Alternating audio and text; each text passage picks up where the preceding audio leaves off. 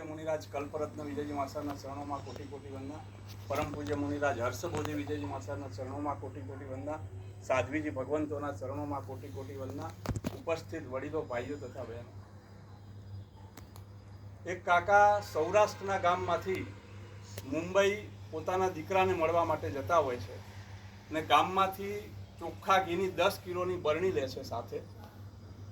ટ્રેનમાં એટલી બધી ગળદી હોય છે કે ઊભા રહેવાની જગ્યા નથી હોતી, એટલે કાકા એ બરણી ટ્રેનની સાંકળ સાથે લટકાવી દે છે।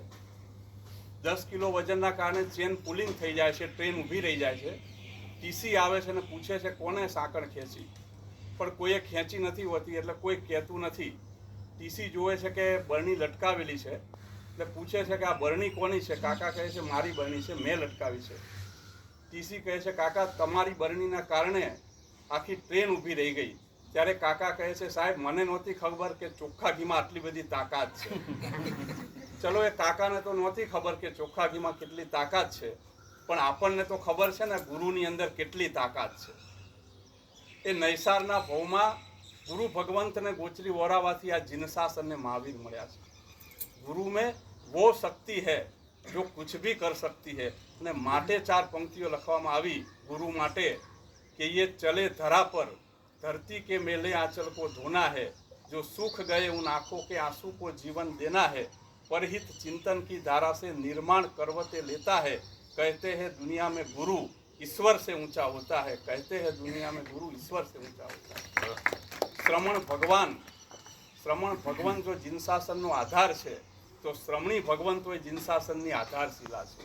બહેનોની અંદર સંસ્કરણ કરવા દ્વારા જીન શાસનને ઉજાગર કરનાર શ્રમણી ભગવંતો, આર્યા ચંદના મૃગાવતીની પરંપરાને જીવંત રાખનાર શ્રમણી ભગવંતો, શ્રમ કરે તે શ્રમણી, પરિશ્રમ કરે તે શ્રમણી, જેમના જીવનની અંદર તપની પરાકાષ્ઠા હોય, જેમના જીવનની અંદર ત્યાગની પરાકાષ્ઠા હોય, જેમના જીવનની અંદર વ્યાવચની પરાકાષ્ઠા હોય, એ શ્રમણી ભગવંતો આપણા સુવર્ણને સાચવી શકે અને સોની કહેવાય, આપણા દેશને સાચવી શકે અને સૈનિક કહેવાય।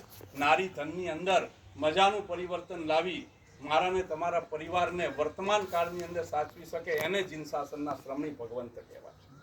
સંઘનું પરમ સદભાગ્ય આજે કે આવા તપસ્વી સાધ્વીજી ભગવંત ચાતુર્માસ માટે આપણા સંઘને મળ્યા, અને અમારા પરિવારનું વધારે પરમ સદભાગ્ય કે પરમ પૂજ્ય સાધ્વીજી ભુવન યશાશ્રીજી મહારાજ સાહેબ એમની 86 અને 87 ઓડીના પારણાનો લાભ અમારા પરિવારને મળ્યો, અને એ લાભના કારણે સાધુ ભગવંતો, સાધ્વીજી ભગવંતો અને સકલ સંઘના અમારા ઘરે પગલાં થયા।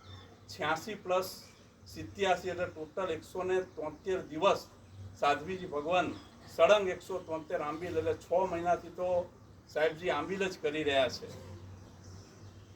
આવા કાલે મેં સાધ્વીજી ભગવાનને કહ્યું હતું કે સાહેબજી તમારા વિશે થોડું મને લખાણ આપો। સાધ્વીજી ભગવંતે બહુ વિનમ્રતાથી કીધું કે મારા વિશે કશું બોલતા નહીં, મારે કોઈ લખાણની જરૂર નથી। આવા સરળ સાધ્વીજી ભગવાનનું ચાતુર્માસ આપણને મળ્યું છે। બસ 2 મિનિટમાં વાતને પૂર્ણ કરીશ કારણ કે સમય થઈ ગયો છે। એક શેઠને ત્યાં ચોર આવ્યા અને ચોરે કંઈક અવાજ કર્યો એટલે શેઠ જાગી ગયા। શેઠનું વજન 100 કિલો વજનના શેઠ ચોરને પકડીને સીધા ચોર ઉપર બેસી ગયા। એટલે શેઠે બૂમ પાડી એના દીકરાને પ્રકાશ, એટલે પ્રકાશ રાતે 2:30 વાગે આંખ ચોડતો ચોડતો આવ્યો અને શેઠે કીધું જા પોલીસને બોલાવીને આવ। પ્રકાશ જાય છે, થોડી વાર થાય છે, પ્રકાશ ત્યાં જ હોય છે। એટલે શેઠ કહે છે તું હજી ગયો નહીં? તો કે પપ્પા મને ચંપલ નથી મળતા। ચોરે કીધું કે મારા ચંપલ પહેરીને જા, પણ તું જા ખરો, પોલીસને બોલાવીને આવ, વધારે સમય થશે તો પછી 108ને બોલાવી પડશે।